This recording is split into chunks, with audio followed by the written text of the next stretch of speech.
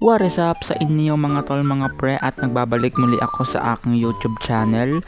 Dahil for today's video, tuturuan ko ulit kayo sa GTA Online or SAMP Online kung paano mag-download ng mga kung ano-ano. Pero this time, ituturo ko sa inyo kung paano mag-download ng GTA Online. Sa Android lang to gumagana, no? Itong ituturo ko. So sa mga naka-iPhone dyan, hindi po to available or hindi to gumagana. So anyway, ayoko nang patagalin pa. Bago tayo magsimula, make sure nakasubscribe ka and click the bell notification bell kahit alam kong walang kwenta itong video natin. So yeah, let's go. Hey ka muna. Hey!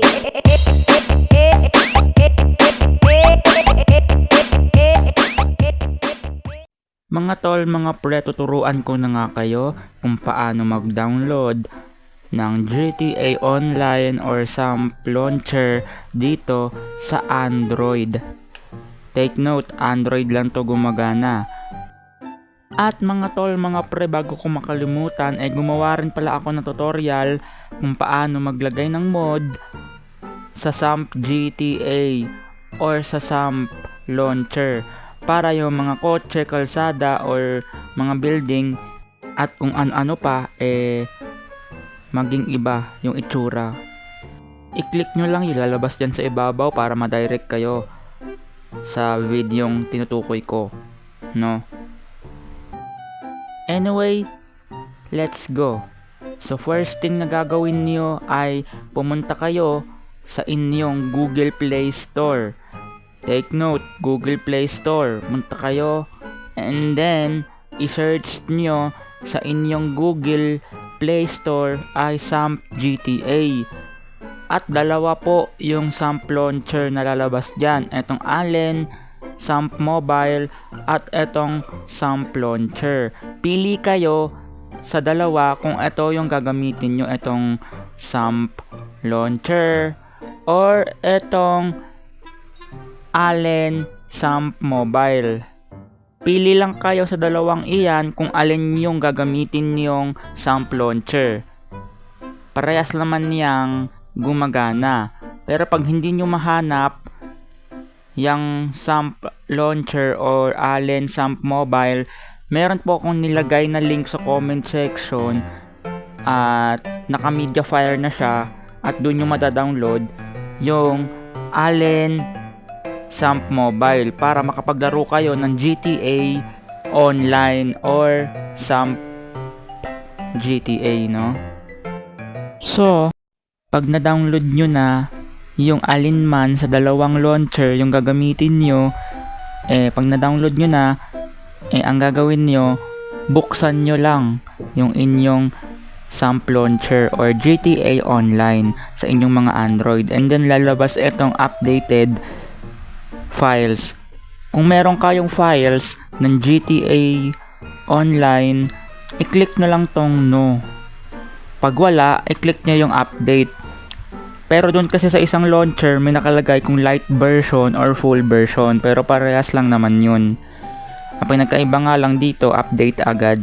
Dahil nga, ida-download niya kusa yung file. Doon kasi pwede ka mamili sa isa kung light version or full version.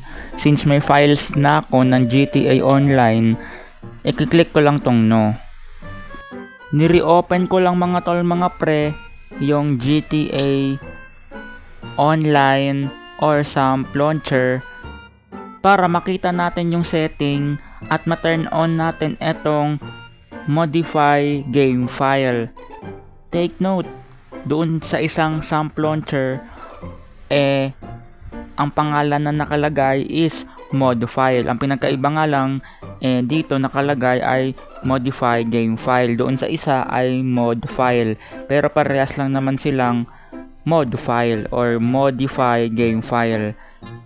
Pag na-turn on na yan, pwede na tayong maglaro ng GTA Online, no?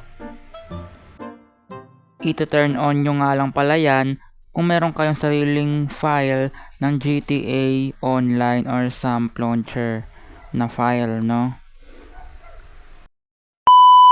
Mga tol, mga pre, pwede na tayong maglaro ng GTA Online na San Andreas dito sa ating Android.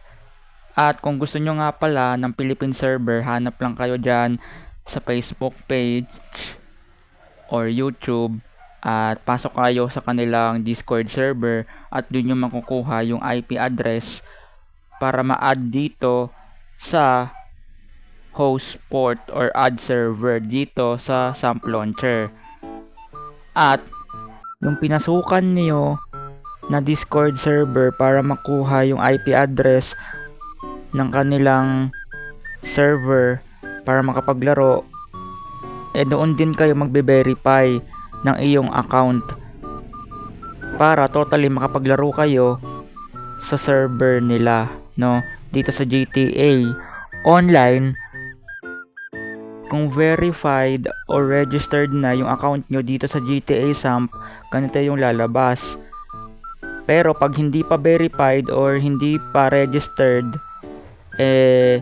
magsa-sign up muna kayo, maglalagay muna kayo ng sariling password para walang makabukas ng account nyo dito sa GTA. No, pero since verify na yung akin, magla-login na lang ako kagaya nito. Magla-login na lang ako, no, para makapaglaro na tayo sa GTA Online. So, let's go! So mga tol, mga pre, nakapag-login na ako sa server na pinasukan ko. Ito nga palang server na pinasukan ko ay ito yung pangalan, Montreal, at Philippine server nga pala ito. At kung gusto nyong pumasok dito sa server na ito, nandyan sa comment section rin yung Discord server para makapasok kayo dito sa loob ng server na ito na pinasukan ko. At take note, ang ganda ng kanilang server. Ba't ko nasabi maganda yung server nila? Dahil minsan kasi meron ditong mga pa-event at namimigay sila ng mga in-game money, etc. etc. At napaka-smooth ng kanilang server. Mukha lang siya naglalag dahil sa screen recording natin, no? Yung screen recording ko kasi medyo naglalag ng kaunti, kaya medyo parang naglalag, no? Pero hindi talaga siya malag sa personal. Bakit ko nasabi hindi malag yung kanilang server? Dahil inaayos nila pag may mga hacker, kinikick nila agad sa server, at pag naglalag yung kanilang server, inaayos nila agad, pinipix nila agad para walang problema sa server. Ganun kaganda dito, no? At ayun, marami palang player ngayon, no? Pero anyway, mga tol, mga pre, dito ko muna tatapusin ang walang kwentang video. Please subscribe and click the bell notification bell para ma-notify ka kahit walang kwenta etong video natin. At ayan, may nagkakaputukan. Mamaya gang war pala yun or nakawan dito, no? May putukan ako naririnig at may naririnig din akong magandang tunog ng motor. Mukhang may naka-big bike ngayon dito, Ayos, Pero anyway, mga tol, mga pre, see you on the next video. Kita-kita tayo dito sa server na to, mga pre, kung gusto nyo pumasok. Hee!